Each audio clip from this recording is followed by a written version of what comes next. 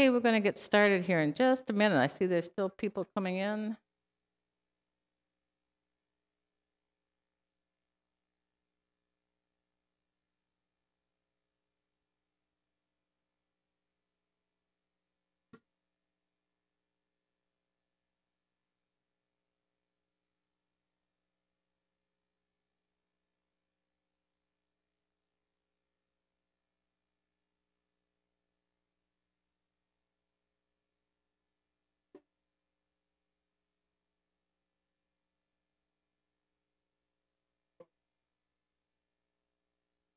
Hey, good morning and welcome. Good frosty morning today.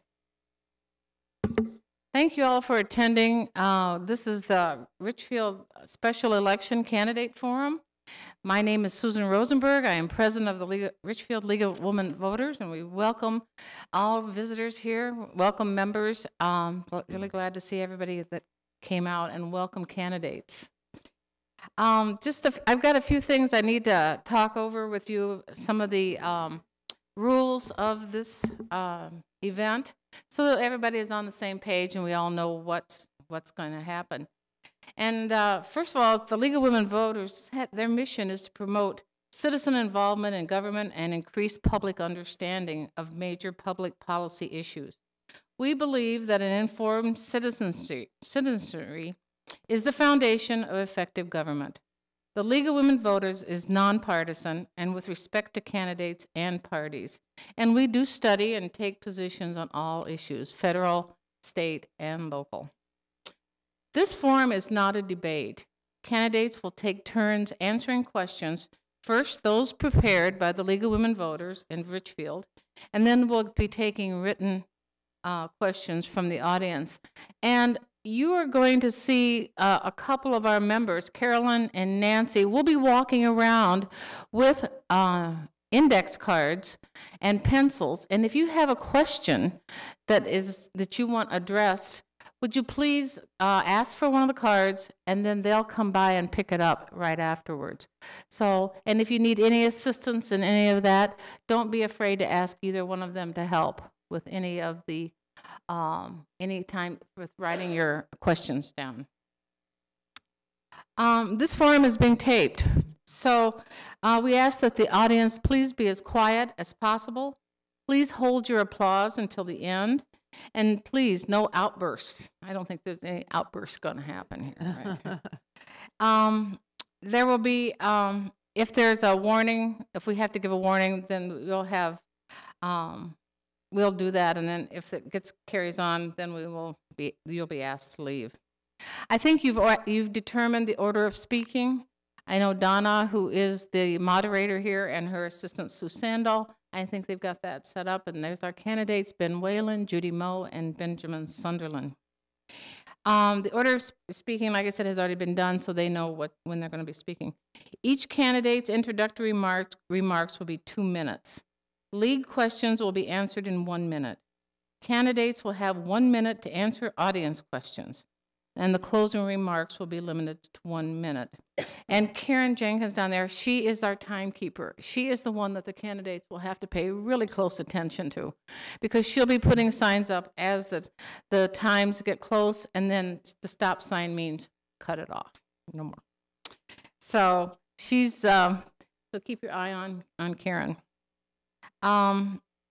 So we do have large cards, index cards. Again, if you have a question, Carolyn and Nancy will be walking around the room. We have screened the questions. We will be screening the questions, and we reserve that right. Questions that are illegible on personal matters unrelated to the elective position or unclear, inappropriate, hostile, antagonistic, or overly friendly, gratuitous, those will not be accepted. And like I said, if you have any issues or need to help with your writing or getting the questions down, our two helpers will be more than happy to assist you in that. All written questions become the property of the League of Women Voters. And we do have a table outside of the room for all campaign literature. And I think our candidates would be in their best interest to hang around afterwards so that you can answer questions, because bound to be things that people would like to know. And then one other thing, we ask you to turn off your cell phones, because this is being taped and we don't need ringing phones on our tape. So with that, I'll turn this over to Donna Drummond, and again, thank you for being here. We really appreciate your attendance. Thank you. Great, thank you, Sue. So we'll start with introductions. You can each make an introductory statement, and we'll just go in order that way. Start with Mr. Whalen. Thanks. Hi, everyone, and thank you so much for being here.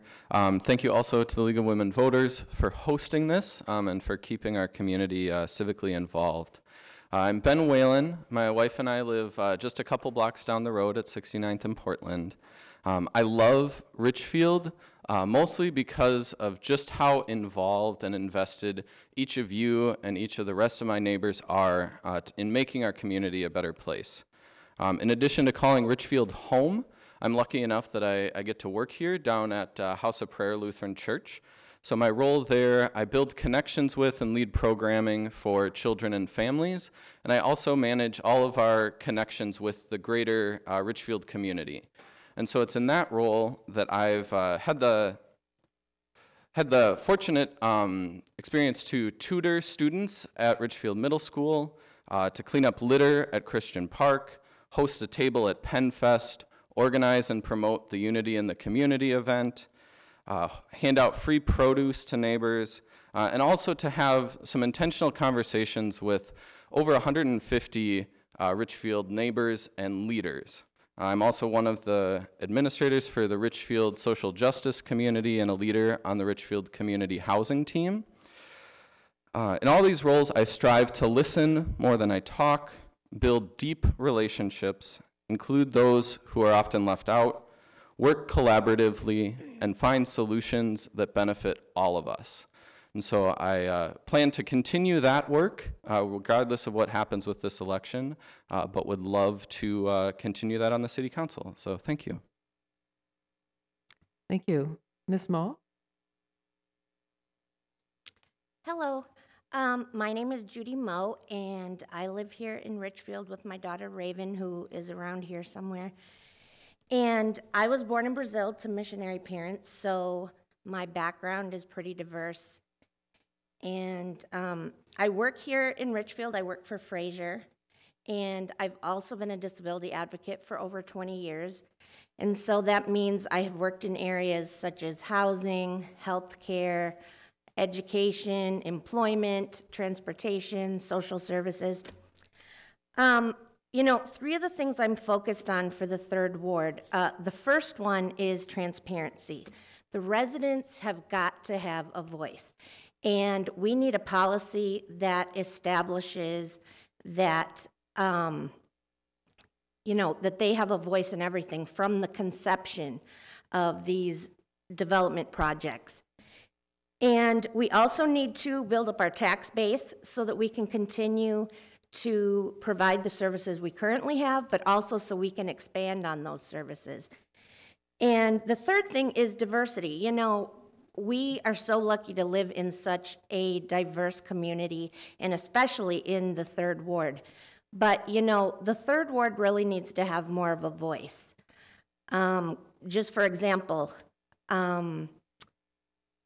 only 11% of our 79 commissioners in this city come from the third ward.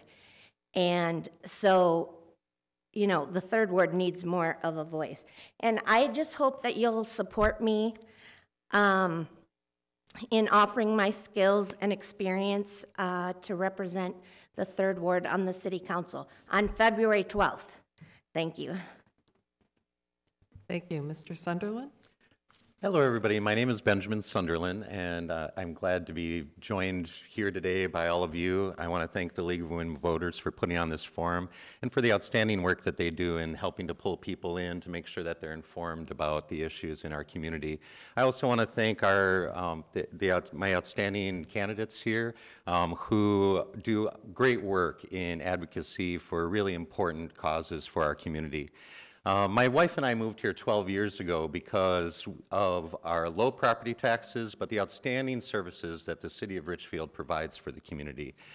We continue to live in the city of Richfield because as we've raised our 2 kids, we've recognized the wonderful volunteer spirit that pulls everybody together and really makes this a wonderful community for everybody to live in, and make sure that it's good for families, good for individuals who are trying to really make this place great. And I have been proud to be part of that work and doing work in political organizing to bring people into the political process, because as we know, there are many underrepresented people in the political process, and it's really important to pull them in. I've also done that work on the Human Rights Commission, partnering with school district, the local churches, nonprofits, and other community organizations to help inform people about equity topics. And I will always do that work moving forward. So I bring to this job my skills in theatrical set design, chemical engineering, and education in public health, administration, and policy with a focus in research. Some people look at that background and think it's sort of a confusing mishmash, but what binds it all together is my love of problem solving. I love collaboratively problem solving on really difficult issues and bringing all stakeholders together to help find what the best solutions are for everybody.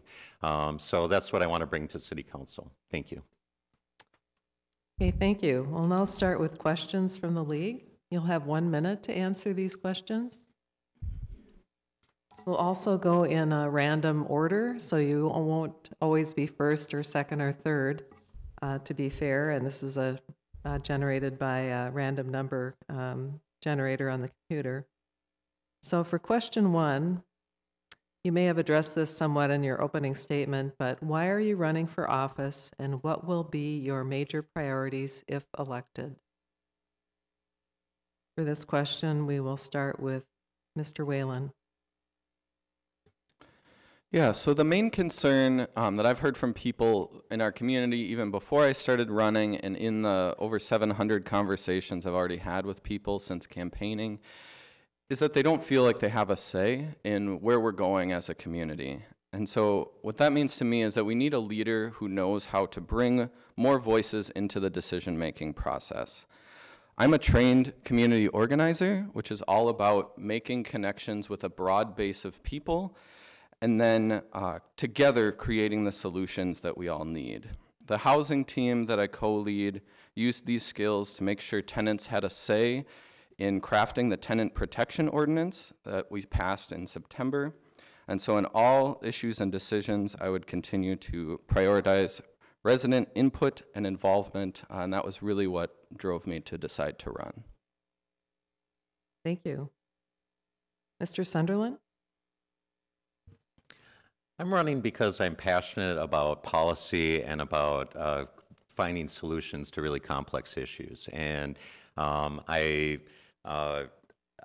bring to the table an eye for analysis and really delving into data. And I'm a bit of a policy wonk, and that's really what has driven my interest in politics. And so I have this policy wonkishness plus my desire and my background working in community organizing, and I think that the two work together to make somebody who could be of real value to the citizens of Richfield. It's my job to serve you, and I want to do my best in that. And I think I bring the skills to be able to do that. My priorities are equity, economic protection, making sure that all citizens have their economic interests looked out for by the city, environmentalism, and government accountability. I'm one of the few progressives you'll ever hear push this need to have government lean and mean. Okay, thank you. Ms. Moe?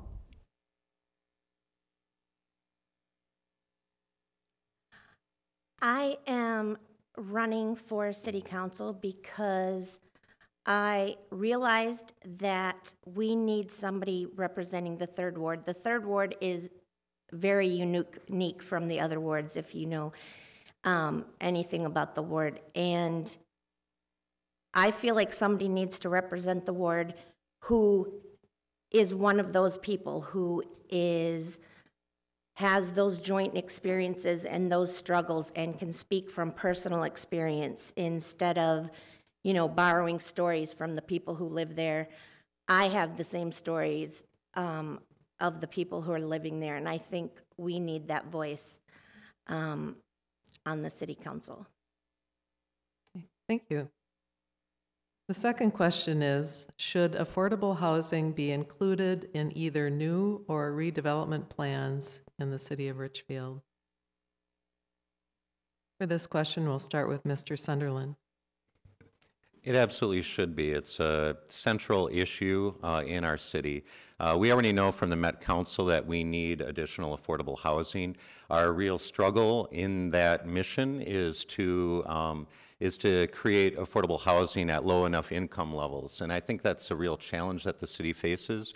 We already do some things to try to incentivize more affordable housing in the community. What I would like to see us move towards is a tiered system where we give developers more money if they're willing to build smaller, if they're willing to build in the lower income brackets or housing that's suitable for the lower income brackets. I'm really concerned moving forward that as our incomes rise, that affordable housing level is based off of area median income, and I'm worried that we're actually pricing people out of the affordable housing market because we know that wages aren't rising at the same prices or at the same rate as our local housing. So we need to have policies that intentionally direct towards that. Thank you. Ms. Moe? Well, affordable housing is a huge issue right now. It's a huge regional issue. Excuse me. And I think it's important that we preserve the affordable housing we have, but also work with the owners of those buildings and encourage them and support them in keeping them up so we can preserve them over time. And we need to require developers to include affordable housing. And I've spoken to some developers after some of their presentations, and I've spoken to the city staff, and that's just something we need to make a huge priority. Thank you. Mr. Whalen? Yeah, I would say absolutely we need to include affordable housing. Housing literally determines who can call Richfield home, who we let be a part of our community. And so it's absolutely essential that we have that available for all income levels. That's part of why on the housing team we worked to pass and offer feedback on the inclusionary housing policy that the city formalized in September also. But the thing is, most of our affordable housing is already built. That a huge part of what we need to do is preserve the naturally occurring affordable housing we already have. And so I'm very happy that in the last couple of years, the Economic Development Authority in town has created a fund for apartment rehab. I know the county is working on a second fund. They already have one. And so would just encourage us to continue working on policies that create new and preserve the old. Okay, thank you. The next question is, would you advocate any specific policies to promote or guide development in the city of Richfield? For this question, we'll start with Mr. Whalen. Yeah, I think I've talked some with Ann Schultz, our director at the Chamber of Commerce, and I think they already are moving forward on having a gathering for developers to come and us to talk about, here are the places that we are hoping to have development. I think the more that we can be open to that, being proactive and letting developers know this is what we're looking for, this is what we're hoping for. And so I would certainly support continuing to do that. The other thing I'd just say about development is that I think we also should be getting input from the neighbors on gathering what they're hoping for, what they think our community needs, and what they would like to have as their neighbor. Thank you. Mr. Sunderland? Yeah, so a priority of mine is environmentalism, and we know that we have $200 million of new development that's coming into the city, but I have a deep concern that that development is good environmentally for the people who are inhabiting those spaces, and for the community as a whole. We have to make sure that we are in the 21st century, and we know that a primary concern of all citizens should be global warming and our impacts on the environment. And so I would like to see the city have greater emphasis on environmental regulations and making sure that we're promoting good, healthy spaces for people to live in. Another concern of mine is gentrification.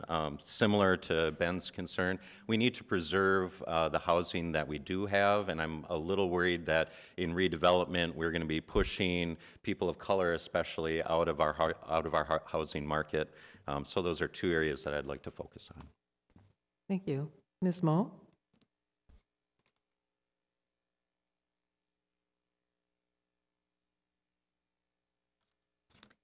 Well, development is obviously huge. It's already happening, and we definitely need more of that too. We need to increase our tax base, absolutely.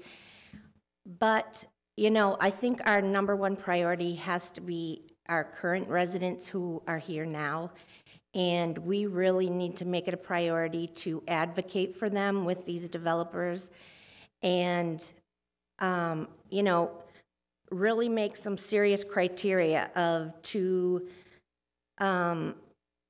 you know, come here and build, you need to do these things. And the community needs to help decide what those things are.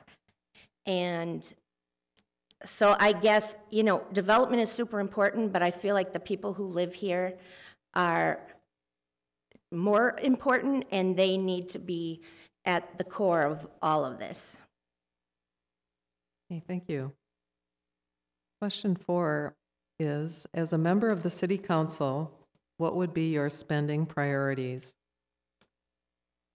We'll start with Mr. Sunderland.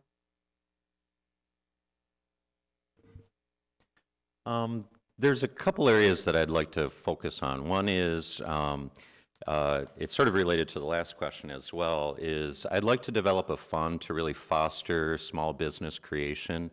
I think there's a lot of people who would be interested in starting small businesses locally.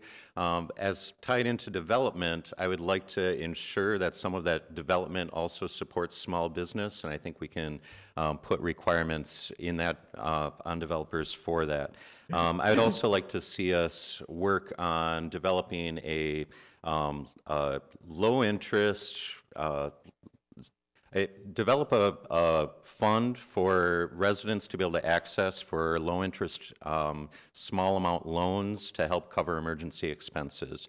I recognize that this may require an initial outlay of money, but I think in the long term it can help protect our residents from shocks that they experience.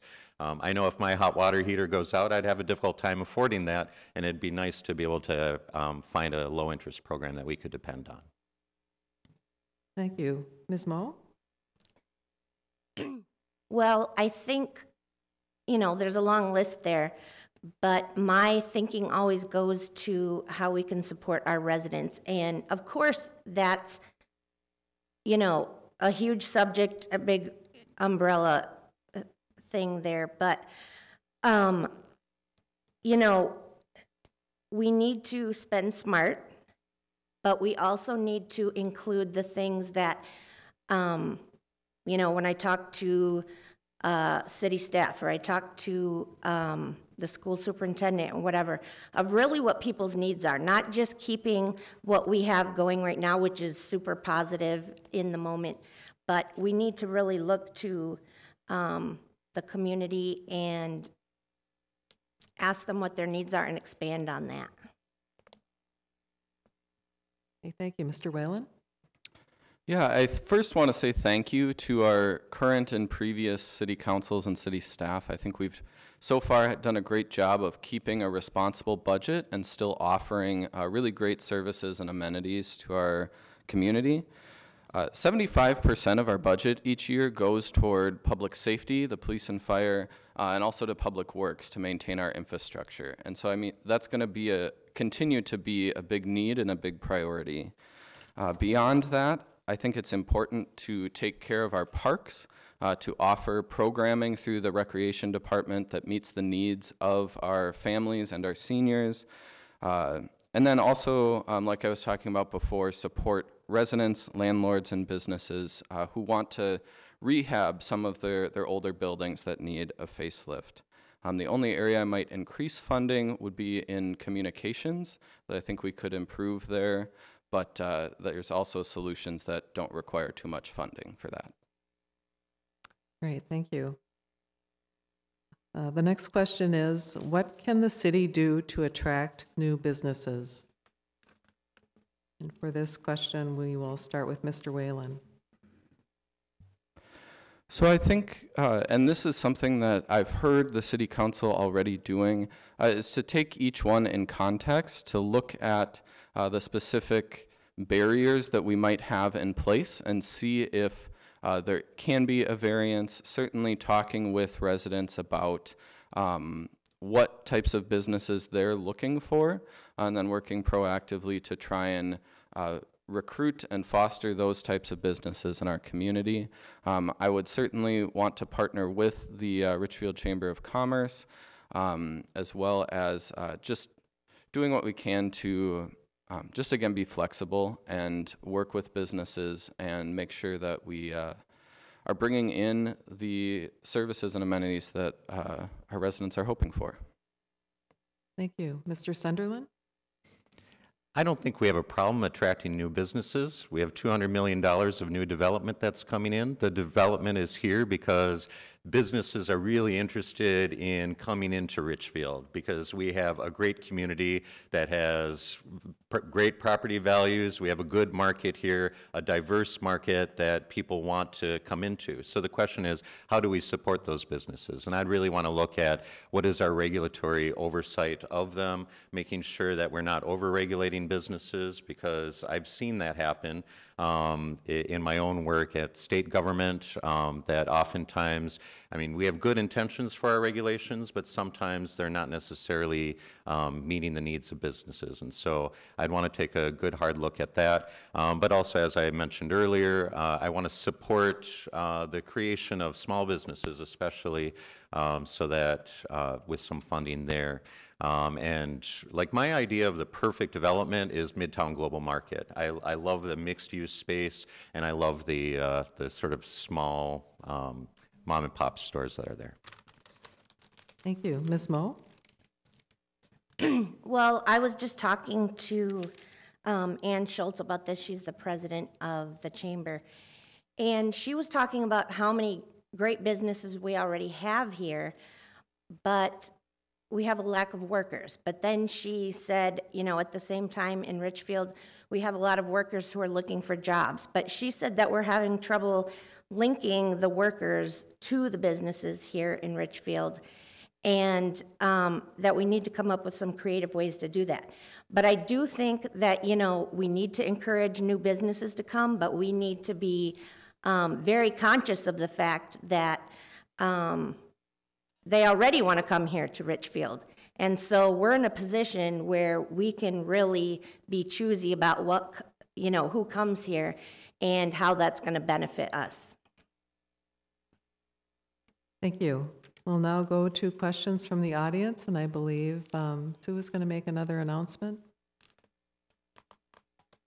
Yeah, I just want to remind people that if you do have questions, just hold your hand up, and the two members that are walking around will give you a card, and there's pencils to help.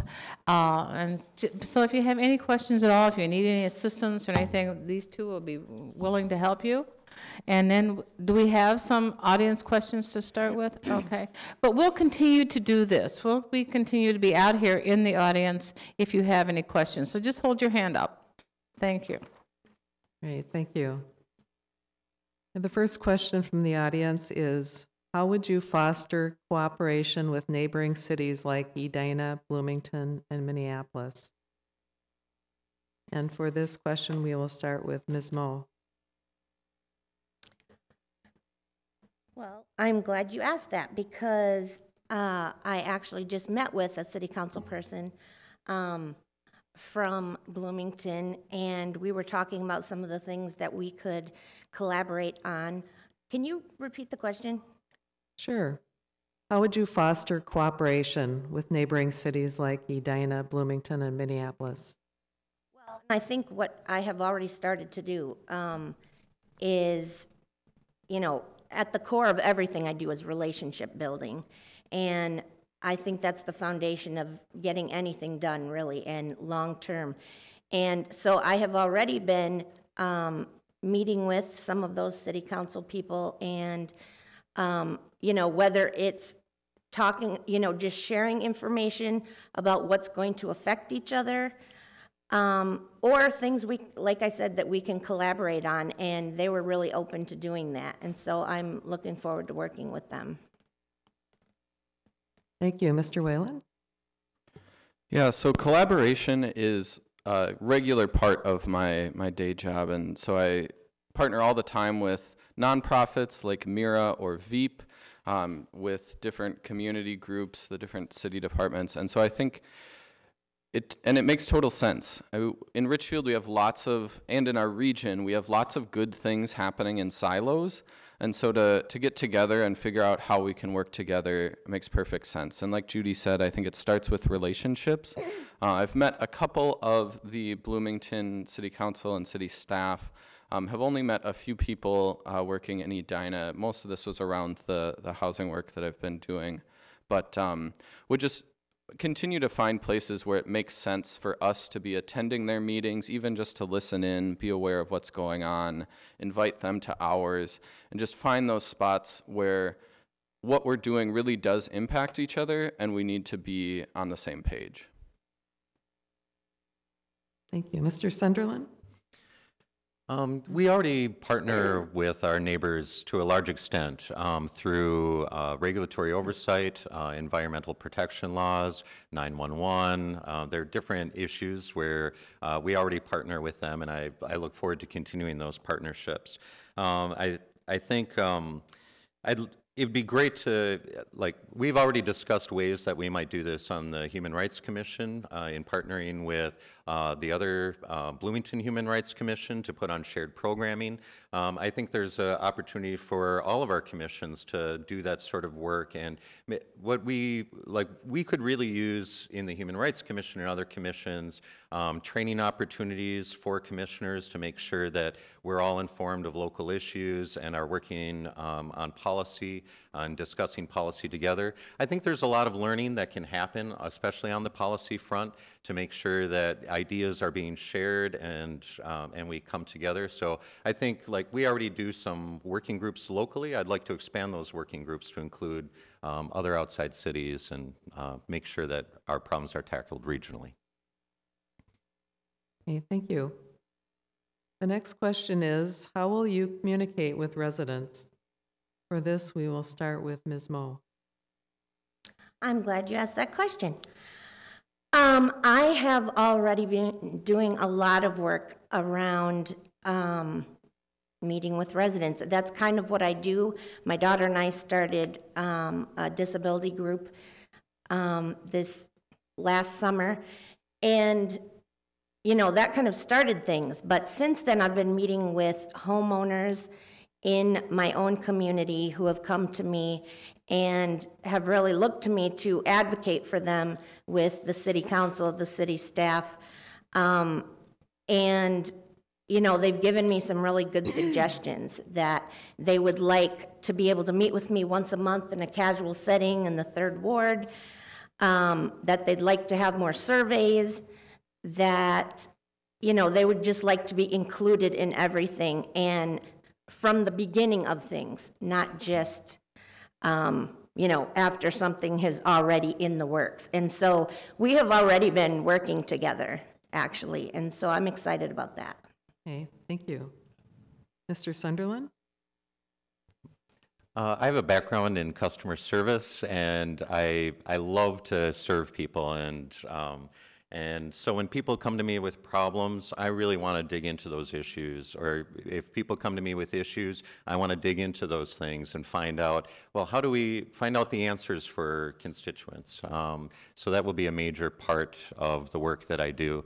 I agree with Judy. I've heard it at many, many doors that people are greatly concerned that they're locked out of the sort of decision-making process, or at the point that they can finally engage in it, it seems like it's too far down the line and the decision's already been made. So I'd like to work on addressing that by maybe working on a newsletter, making sure that all of our citizens are aware of what's going on. Now that we no longer have a community newspaper in the same way that we did, we need to be out there more. Another thing that I'd like to do is have city-sponsored block parties. We do National Night Out really well in the city of Richfield. Why can't we do block parties year-round that are city-sponsored, where we bring city staff and residents together to talk about what's going on in their local area? Thank you. Mr. Whalen? Yeah, so I have a community or a communications background myself professionally. I already do several monthly email newsletters, and so that to me seems like a no-brainer to have something that people can sign up for, get regular updates. Also, as a community organizer, talking with people is what I do. I was door knocking before I was even campaigning, just to talk with people, get their input. I meet probably at least 3 times a week over at Local Roots or somewhere else with folks, and would continue to do that. Certainly would be available through email and phone, but I do think that communication is absolutely vital. That's how we get more voices into the process, and that we need to make sure that that is a priority and that it improves, because I think it has been lacking. Okay, thank you. The next question is, what are the pressing issues on the east side of Richfield? For this question, we'll start with Mr. Whalen. I think, so in talking with people around the ward, when I first ask a big question like, what are you thinking about in town? People either don't know, which is good then that we're starting to ask so we can hear it, but the first one that people often think about is development. And really, they might have concerns about specific things that have been done or not done. But to me, it sounds like the frustration is really with the process, that they came to share their input and found out a decision had already been made, or that they came to raise a concern and felt that they were heard but not listened to, that it didn't make an impact on the ultimate decision. And so I think development's going to continue, and there's many ways that that is good, but we need to make sure that our residents are involved in that process from the start so that it really reflects the community that we want to create together. Thank you. Mr. Sunderland? Oh, well, we already know that the apartments all around, all ringing the third ward, are being targeted for redevelopment. We've seen it multiple times. It'll continue. I'm not against redevelopment. I think redevelopment can be good for the city, especially with a lot of old buildings that were built decades ago that really need rehabbing and really need attention. My concern in that process is that we're not watching out for renters. So I want us to create a renters protection, a renters bill of rights, so that all renters have protections when a building is sold, that landlords can't, are given a period where they can't increase rents, and I think that period should be about a year, that they have to provide advance notice to renters of at least 3 months to make sure that any time a landlord wants to increase rents, to make sure that the renters there are ready to absorb that, and if they aren't, they're given enough time to be able to find housing some other place. Thank you. Ms. Moe?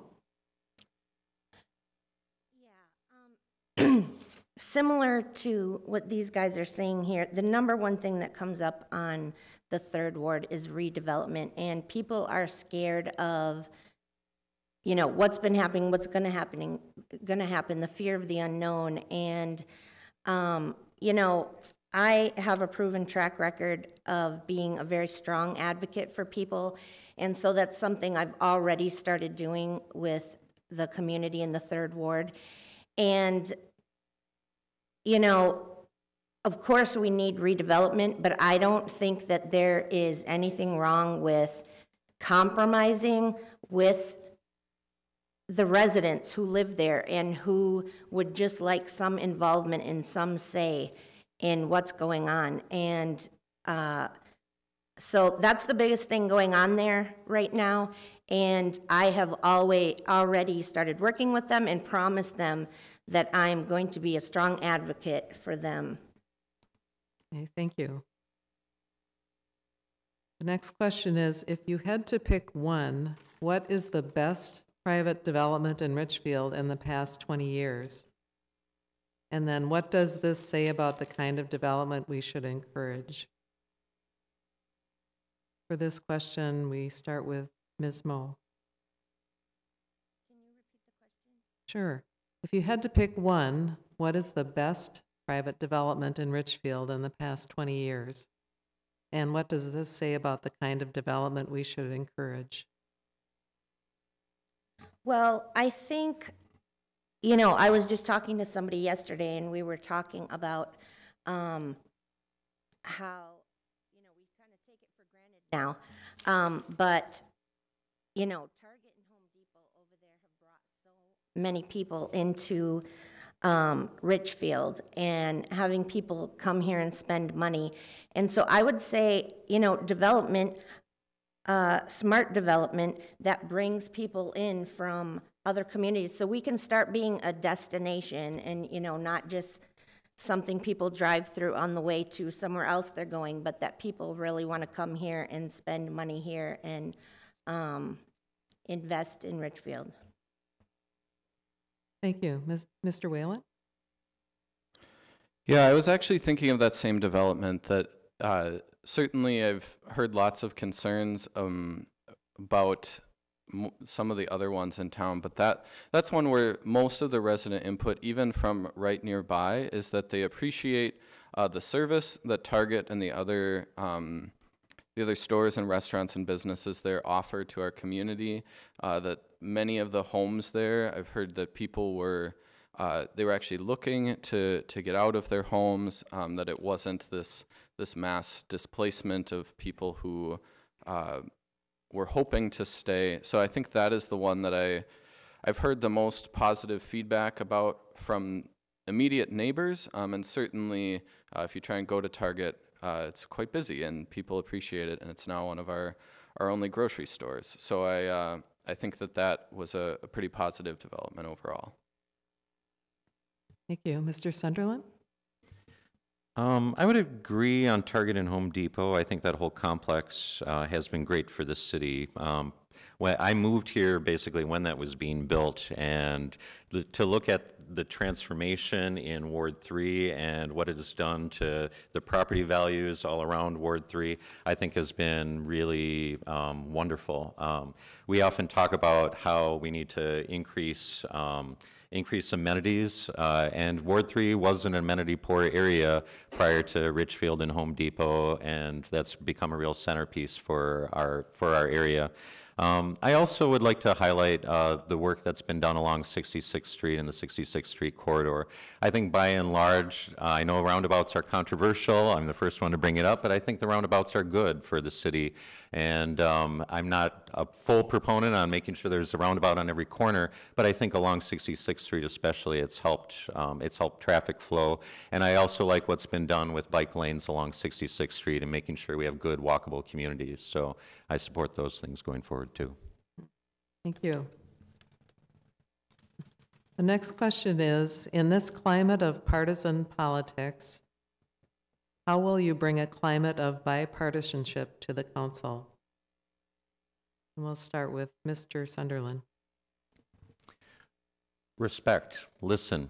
I grew up in a family of diehard Republicans on one end and diehard liberals on the other, and boy, would our Thanksgivings be have fireworks. I'm used to that. I'm used to having a good-natured, spirited conversation with people of all stripes, and I think it's really essential.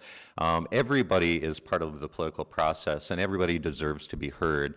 I don't have biases one way or the other about the value of any of your words. I think it's important to listen to everybody, and I think that everybody brings important perspectives. So, for instance, I really respect some of what the right talks about with making sure that taxes are kept low, with making sure we have responsible government, and I would try to represent that. But I also think it's necessary that our government has policy based on empathy that watches out for the people who have the least resources. And so I think you can meld those two together. Thank you. Ms. Moe? I'm glad somebody asked this question. I have always worked with everybody, and I know everybody says that, but I don't just say it. I've done it for the last 20 years, and I can, like Ben over here, I come from a family that is extremely conservative, and so, to them, I am the biggest liberal out there when really, interesting enough, I'm the moderate in this race. But I can go into a room and, work with anybody in there. I've worked with, extreme left people, extreme right people. And, the thing is that I advocate for everybody who I represent, whether they've elected me, whether they agree with me, no matter who they are, it's my job to advocate for them. Thank you. Mr. Whalen? Yeah, I really appreciate that City Council is nonpartisan, and that when I go and talk to someone, and I've had many people try and ask me, like, oh, are you a Democrat or a Republican? And I'll say, neither. This is a nonpartisan race. And then we actually get to talk about the issues that are impacting our community. And I think that that's so important, that we move beyond the assumptions about what someone stands for just based on a label, and that we get to a point where, because at the local level, we're not dealing with the healthcare bills, the gun control, some of the same things that are really happening at the national level that define these parties, that I think at the local level, when it comes down to how do we want to design this street, what we really need is to just have honest conversations with one another about what our community needs, and that's not a party issue. Thank you. The next question: what is one challenge young people in our community are experiencing that you think the city is poised to address? And what action would you like to see the city take? For this question, we'll start with Ms. Moe. I was just talking to School Superintendent Unowski last week and talking about, kids in our community and how can we collaborate. And, 65% of the students in our school district are living in poverty. And, I don't think that's something that we can let the school district deal with on their own.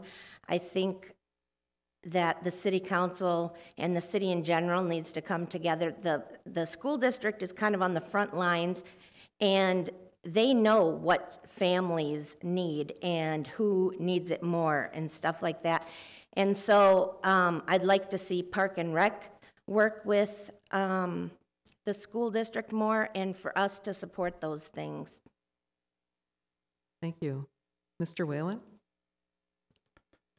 I think one of the biggest concerns in the community is, at least that I've heard from many families, is what programming is available, and is it offered based on the needs and the desires of the community? That especially people from the Latino community have asked what what programming there is available after school that is offered in multiple languages that the parents can know about and approach even if they don't speak English. I think, too, a big concern is that for teenagers, if you're not in a school sport or something, there's not very much programming offered, or that it's there and people don't know about it or there's barriers to it. And so, like Judy had suggested, I think having our rec department work closely with the school district and the school board to make sure that all of our programming is meeting the needs of the children in our community. Mr. Sunderland? Originally, I took the question to mean when people said young people, I was thinking like young adults, and I will address what they said. First of all, I'll say schools are the hubs of the youth of our community, and Judy's absolutely right. We have so many kids who are on reduced lunches, and we need to ensure that those kids have access to services that are going to support their families. And so they're already doing great work in that regard with the food shelf, with health center, and other work there. And I think that we as a city just have to continually have dialogue with the school about what the needs of the students are and try to find ways to develop partnerships between the city and the school and local organizations to support those schools as hubs. When I was thinking of youth being like in their 20s, my first thought was we need more entry-level housing in the city of Richfield. So, Great, thank you. The next question is, what do you think of the police department and the Police Multicultural Committee? For this question, we'll start with Mr. Sunderland. I think the police department does outstanding work. I support our officers. However, I do have great concerns about racial targeting. I hear in my equity work, I've heard the story multiple times that people of color feel like they're targeted in the city of Richfield. I often wonder about that myself when I see many, many cars coming in response to what seems to be a normal traffic pullover, and so I want to work with the city to try to identify bias within our police department. I'd like for our police officers, whenever they have interactions with people, to start having people self-identify by race, to analyze that data and see what officers may be exhibiting bias and target them for increased training, perhaps reassignment of duties if it's really extreme, and work in that capacity. Thank you. Mr. Whalen? Yeah, so I actually was a member of the Police Multicultural Advisory Committee for about 2 years, and so I know several of the leaders in our police department and some of the work that group has been doing, and I think they've done marvelous work to host events where the police officers and leadership can meet residents, get to know each other, and build trust that way. And we certainly had some of the more challenging questions around issues like racial profiling, like Benjamin Sunderland was talking about.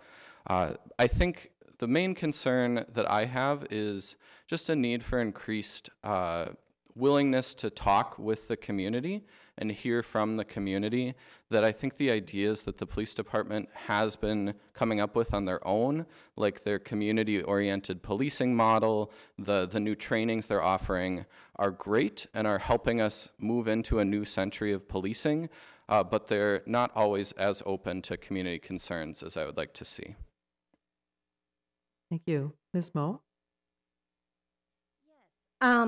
I actually met again with Police Chief Jay Henthorn last week. And you know, the first time I met with him, I kind of went in there thinking, you know, I was gonna kind of grill him with questions about de-escalation training and all of the things that everybody's talking about right now. And, you know, it turns out that not only have they done de-escalation training and training around different disability diagnoses, There is a very long list of training that they have done that they were doing a couple years before anybody else even started talking about doing it. And, you know, I think they've done a really good job of trying to change what people think about police by getting out there and getting involved in the community. And I think that is evident through how many calls people get. Our crime hasn't gone up, but the calls have gone up because people are more comfortable with interacting with the police. Okay, thank you. The next question deals with diversity. Ridgefield is proud of its diversity. How will you ensure you represent the full spectrum of our diverse city? And this includes communities, ethnicities, financial situations, and world heritages. And for this question, we'll start with Mr. Sunderland. I can't represent communities of color. I'm not a person of color. I have a rich European history or heritage. My goal is not to represent people of color. My goal is to open up space for people of color and for people from underrepresented and marginalized communities to be part of the political process. So I really want to work on reforming our city commissions, and I would like to create specific city commissions for marginalized and underrepresented people. A commission for people of color, a commission of immigrants, a commission of low-income renters who can represent themselves, work on city policy. We need to empower them to help develop and vet what our city policy is, and make sure that they are part of the decision-making process. That isn't done by us wishing a few extra people of color onto a commission. We need to, in order to defeat systemic racism, you need to change the system. So, Thank you. Ms. Moe? Diversity has been a huge focus of mine. I think, you know, when you talk about diversity, people think of a certain few things, but, you know, it really includes things like the disability community, the elderly, veterans, and, you know, I have started meeting with the different communities. I've met with leaders from the Latino community, leaders from the African American community, and, you know, really just ask them, you know, tell me what you need. What do you need me to advocate for? And, you know, and I've already been advocating for the disability community here in Richfield and the elderly, and I will continue to do that. Thank you. Mr. Whalen? Yeah, the first thing I would say is that I don't want to lead on behalf of anyone else. I want to lead with them. So I think that first thing, like Benjamin was talking about, is creating space for people to be involved, welcoming them in, making our local government and local decision-making processes more approachable for the average person. I also think, to Judy's point, that there's many different groups that define diversity. And so we talked a bit about different income levels and ways to help with that. Certainly continuing to support seniors, offering programming for them. I think a big area that we could stand to improve, but we have been making some significant steps toward, is how do we support the large number of our residents for whom English is not their first language, or maybe a language at all. And so finding ways to support them, offer more things in multiple languages. Yeah. Okay, thank you. The next question deals with transportation. How would you increase mobility and transportation through Richfield, especially the east side of Richfield, and include your opinion about roundabouts? And for this one, we'll start with Mr. Whalen. Yeah, I think a lot of the new transportation work in town has been very effective. I appreciate how much our city takes care of its infrastructure. Our streets are certainly much better than the surrounding cities.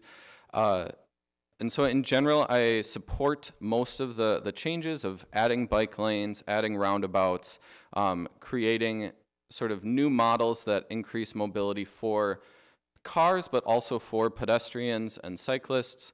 I think the one thing I would say about roundabouts and about bike lanes is that, again, we need to be including resident input and asking the immediate neighbors before decisions are made, so that if a roundabout would require taking out homes or there's concerns about pedestrian safety, that we can change course or address those before it's already in process.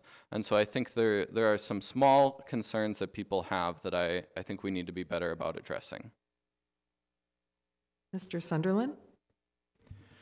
Well, this is maybe a new idea to you guys, but I'm going to put it out there. One idea that I've had is really looking to see if there's a way that we could create a local sort of transit system. I think I have this idea of having a circulator bus that goes around Richfield and maybe cuts through communities that could act as a way to connect our local residents into the city, keep them from taking short trips, allow them to have better connections to our broader Twin Cities transit infrastructure, and maybe working with the school district or something to find a way to put that together, because they already run their own bus service and might have some ideas and about how that is best done.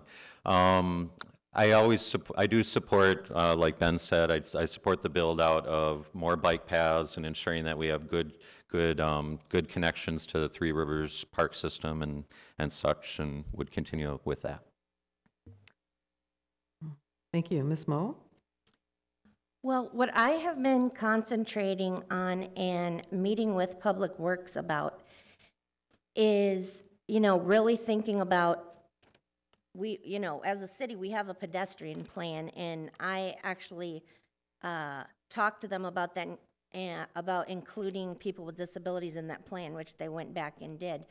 But I met with them before the winter to talk about snow removal for pedestrians. The third ward, has more people dependent on public transportation than I'm guessing any other ward. And, I've already been meeting with Public Works and saying, how can we fix the sidewalks? How can we remove snow from the bus stops sooner? And just not forgetting that everybody in the city doesn't drive, and that we need to make pedestrians a priority as well. Okay, thank you. The next question deals with garbage collection. What's your position on citywide garbage collection? I assume this question means going to a single carrier or service for each part of the city. And for this question, we will start with Mr. Sunderland. I support a city or a single source refuse hauler. I think it's a good policy for the city. I recognize that many residents want to have freedom of choice, and I'd want to work with residents to identify who the best trash hauler is. I don't necessarily think it's the one with the lowest bid. It may be the one with the best service, and we have to look at those combinations of factors.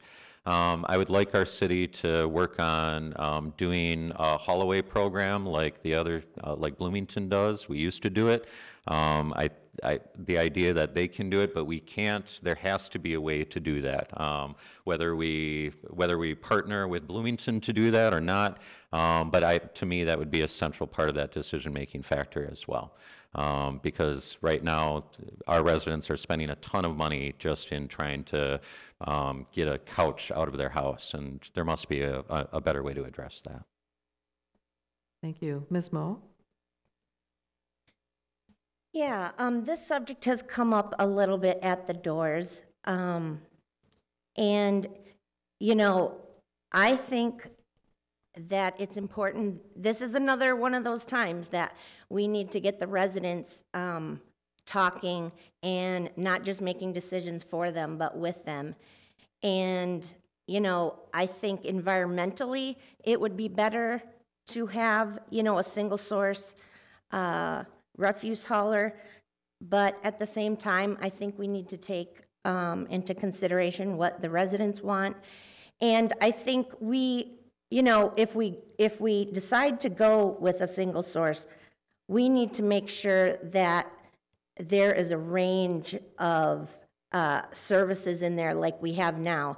People on a fixed income who, you know, have these tiny little garbage cans who hardly ever use garbage can't be paying the same as, you know, a family of 5. My time's up. Thank you. Mr. Whalen? So I've heard that this is a pretty controversial issue, but I've actually only, when I ask a big question about what matters to people, I've only had 2 or 3 people bring it up.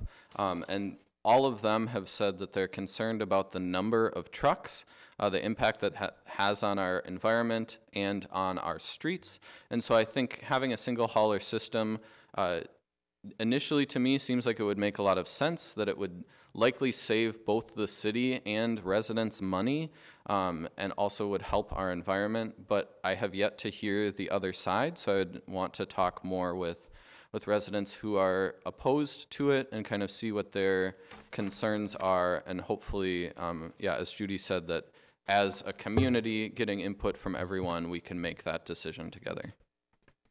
Okay, thank you. The next question, how do you plan to promote investment in single-family housing / homes, both from a replacement and rehabilitation perspective? And for this question, we will start with Mr. Whalen. I think the city already has some good buyers or developers that they work with on single-family homes when there is an empty lot or a home that needs to be, people have moved out and it really needs to be rebuilt. So I think, and then I think there's also some great programs in terms of offering money to people seeking to do some renovations to increase the value of their homes. So I think the city is already doing a lot of good work on this.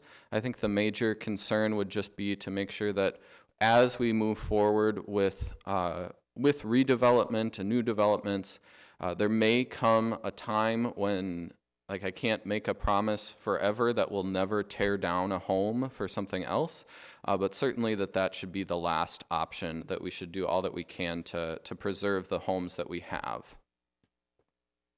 Thank you. Mr. Sunderland?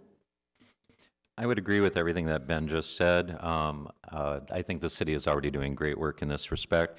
One area that I think is important as we consider replacement of homes is what are we replacing them with? I think it would be a shame if we replace. We have so much single-family home stock in the city that we really need to diversify our housing stock to give people more options for how they buy into the city. So I'd want to promote more development of duplexes and triplexes, even on single-family lots. Similarly, I think that we have to allow for targeted expansion of homes, and I would support that. I don't want a whole development in the city of McMansions, but I do think that having some housing stock so that if people have put down their roots here, are raising their families here, they're not forced to move to Wayzata or some other place that has larger homes. We need more of that in the city of Richfield. Thank you. Ms. Moe? Can you repeat the question? How do you plan to promote investment in single-family housing, both from a replacement and a rehabilitation perspective? I think it is important that, you know, we already have a lot of affordable housing, and that includes home ownership. And you know, I think the city and the residents have done a really good job of keeping that up. And I would like to see us support residents in staying in their homes. And I would hate to see, replacing homes that are already affordable homes with homes that we build that are, way out of everybody's price range that, nobody who currently lives there could afford to live there. But I also understand that, we need life cycle housing. And so we do need housing that fits everybody. But I think we need to concentrate on that, but we need to be conscious of keeping the affordable housing and single-family homes that we have now. Okay, thank you. The next question deals with the diversity, and that's been asked before, but this is a slightly different aspect. Our city is growing increasingly diverse. How do you plan to advance racial equity? What is your view on white privilege and how it impacts governing? And for this question, we'll start with Ms. Moe. The thing that I see the most when, people start talking about racial equity is they're usually very far away from the things they're talking about when, they have big plans for, people of color or whatever. What I don't see as much as people actually going out and getting involved in those communities and asking them specifically, what do you need? What would you like us to be doing to advocate for you? What do you need as a community? And, people have asked me repeatedly, if we invite these different groups of people in, and they don't come, is it our responsibility to go out there and find them? And I say, yes, it is our responsibility to go out there and bring them to the table and make sure we're asking them what they need and not deciding for them. Okay, thank you. Mr. Whalen? Obviously, systemic racism continues to be a huge problem, and it's not specific to Richfield. And so anything we do will be in conjunction and pushing against really our culture as a whole. I think it's important that we recognize those of us who are white, that we recognize the privileges that we have, that we've been given even though we didn't ask for them. I think the city has started doing some staff training around privilege that I think is important and should continue. I also think partnering with larger groups that are working on this on a regional or even national level is important. I've done some work with Take Action around criminal justice reform, and I know the police chief has started working on some of those, that's a key factor of systemic racism. And then, yeah, as Judy was saying, I'd even go a step further that it's not even our job to advocate for people of color, but rather to create space where they can speak for themselves. Thank you. Mr. Sunderland? Well, yeah, okay. I believe that white privilege exists. And that I have male white privilege. I believe that the root of racism is the root of systemic racism is people's inherent biases, and too often they're blind to their inherent biases. And so I would want to, within the city and city structures, I think we could have everybody test for, at least personally, for their bias, just to make sure that they're aware that they do have bias. And then target training to help address those biases. In our hiring practices, I'd like to see us move in the city and maybe beyond, ask all businesses to do like name blind applications, because we know in hiring practices that people of color are often rooted out because there's name discrimination. Yeah, I have a whole range of ideas there, and I'd love to talk more about it. Great, thank you. The next question deals with affordable housing, and it's a little bit different take on it. What ideas do you have to get more accessible and affordable housing in Richfield for, especially for seniors and low-income families?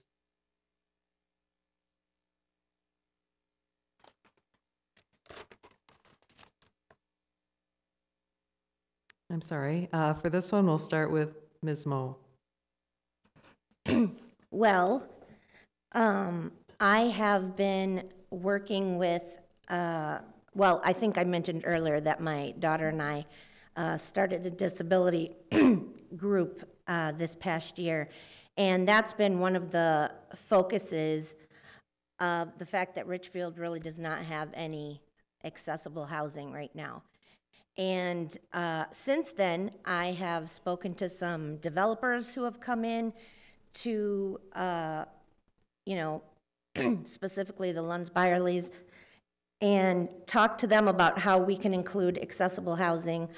The city staff and the city council have been very supportive and are very open to including accessible housing, and accessible housing really goes along with affordable housing. And so if we're making affordable housing a priority, we need to make accessible housing a priority too. And there is a huge need for that, even if people aren't aware of it. And so we've started talking about it more recently, but we need to actually start taking action and doing something about it now. Thank you. Mr. Sunderland? I would like to, right now we already know that, right now we already have a program to provide city funding for developments that have at least 20% of, where we make city funding available for complexes that have at least 20% of their housing to be affordable housing. I would like to do the same program for accessibility. I don't think developers are going to voluntarily build accessible spaces unless the city incentivizes that, and so I just want to increase funding towards those ends. And then also sort of related to our, we have a ton of existing housing stock that is already affordable, and look for ways to at least attempt to rehab maybe first floor units or something along those lines, entryways, to make sure that they're fully accessible for wheelchairs and limited mobility. Yeah, so I'll leave it at that. Mr. Whalen? So this is an area that the housing team I help lead is also working on, and regardless of what happens, look forward to working with RDAP on this in the future, and the city, that they've made this a priority. I've learned more than I expected to learn about International Building Code, and there's already specific rules about what needs to be built, but part of the question is, how do we define accessible? What specifically does that mean? Because developers have said that it's actually a similar cost to build an accessible unit, that it's not about incentivizing them, but that they don't always know what the need will be and that they will get used. And so our team is meeting actually in 2 weeks now with residents at the Towers, which is one of the current affordable and accessible buildings in town, and we'll be getting some more resident input on what that should look like and what solutions they'd like to see. Thank you. I think we'll have time for one more question, and then we'll do closing statements. This next question is related to the airport. Comment on the livability issue of airport noise in East Richfield.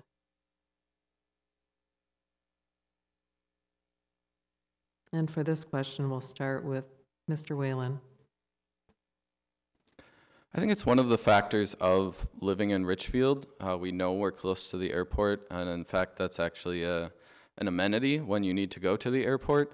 But I think continuing to work with them, I know we have a connection there. One of the council members attends. I think whoever wins is actually slated to be on that group that attends their meetings, continues to work with the airport to make sure that we're addressing those needs for residents as much as we can. But I think personally, I don't find myself too impacted by it.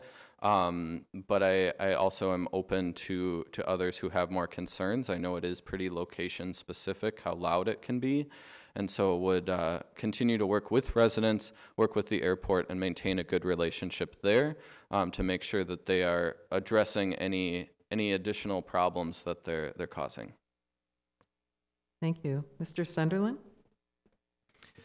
I think there's potential. I tend to agree with Ben that at least where I live, Where I live, I mean, the airplane, if you look at the map, it all comes out in sort of a V, and we live in the middle of that V, and so it's not really bad for us.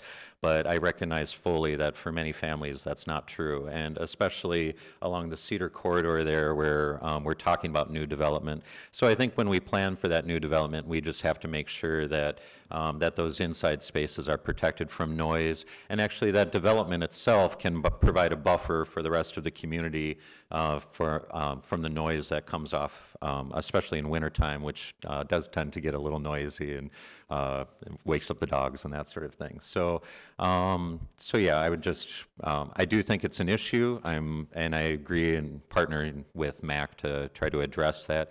In the past, we found that that our political pull on MAC gets a little overwhelmed by our neighboring communities, and I think this is an area where we might be able to work with our neighboring communities to try to find a solution that works for everybody. Thank you. Ms. Moe? I was actually just talking to Tom Fitzhenry this last week, and he's, I think, probably the biggest resource when it comes to airport noise and airport anything. He was the 3rd Ward council member when they went through that entire transition with the airport.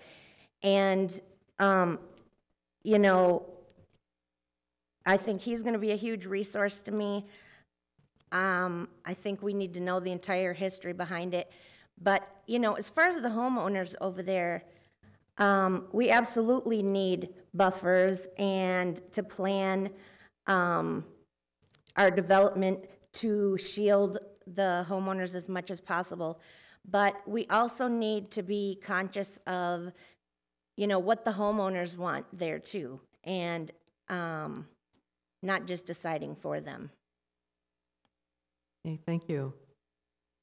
We got through most of the audience questions, so that was good. We'll go to closing statements. So you each will have a minute for a closing statement. And for this, we'll start with Ms. Moe. First, I want to thank the League for giving me this opportunity, and for everyone who came on this freezing cold day to come out and support us. And I'm thankful for the opportunity, and I hope that, you know, people will support me in advocating for the 3rd Ward and allowing me to use my skills and experience to advocate for them on the City Council. And I want to give special thanks to not only the residents who have supported me thus far, but also the elected officials. Let me get to the list really quick. Maria Reagan-Gonzalez, our new mayor, Councilmember Edwina Garcia, former State Rep Linda Slocum, Senator John Hoffman, County Commissioner Debbie Gotel, former Mayor Pat Elliott, and the MRLF unions. Okay, thank you. Mr. Whalen? Thanks everyone again for coming, giving up your time to get more educated and involved in our local government.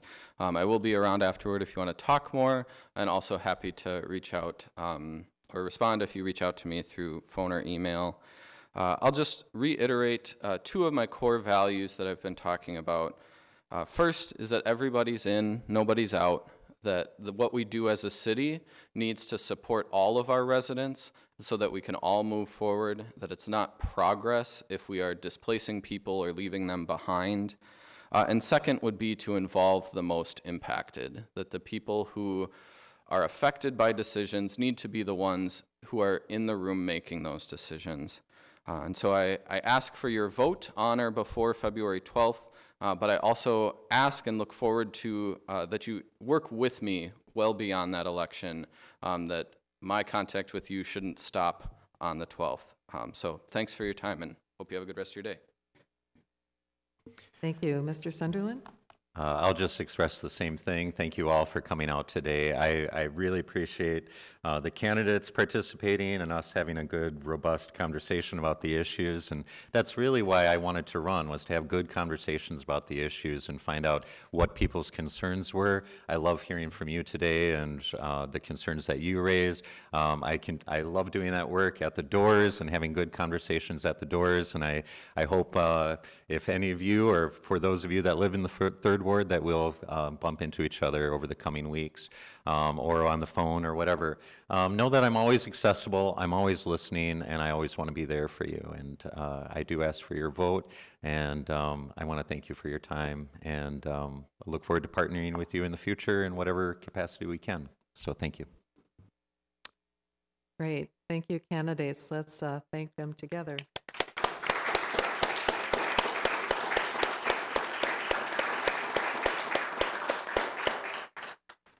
Please vote on February 12th or before. Thank you both.